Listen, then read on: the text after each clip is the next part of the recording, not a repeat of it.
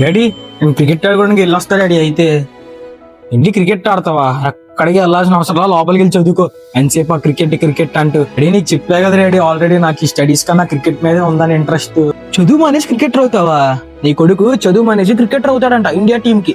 Daddy ఒక్కసారి వచ్చి చూడు డాడీ, నా నెట్స్ లో అందరూ ఒకటి కాదు డాడీ, నా స్కిల్ అని నాకు తెలుసు డాడీ. నెట్స్ లో ఒక్కసారి చూడు డాడీ, వచ్చి నాకు టాలెంట్ ఉంది డాడీ. మా ఫ్రెండ్స్ కూడా చెప్తారు కదా బాగా ఆడతాడు, ఎంకరేజ్ చేయమని. ప్లీజ్ డాడీ ఒక్కసారి ఎంకరేజ్ చేయండి, ఒక్క ఛాన్స్ ఇవ్వు డాడీ.